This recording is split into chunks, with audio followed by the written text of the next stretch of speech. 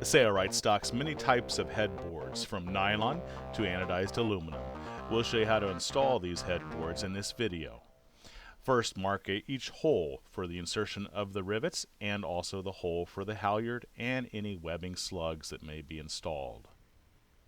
Once the holes are marked, take a hole cutter and punch out those holes for the rivet and also the hole for the halyard and the hole for any webbing insertions for slugs or slides.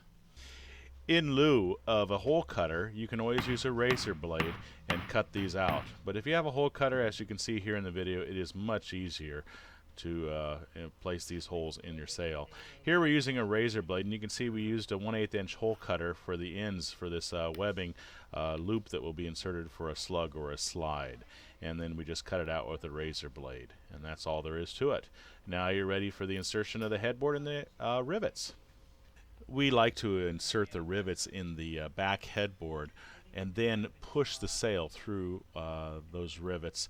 And it's sometimes difficult to do that, to align the rivets and the sail, so we'll use an awl or sometimes a screwdriver to help position those rivets into each one of those holes. So we'll just push the sail through this, and you'll see here that we'll use an awl to position the rivets that are being a little bit stubborn.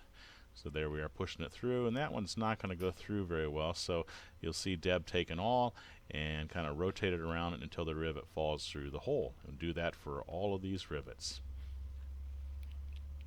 Now take the top plate once the rivets are through the sail and position it in place. You may need to take an awl and position those rivets again just as you did previously.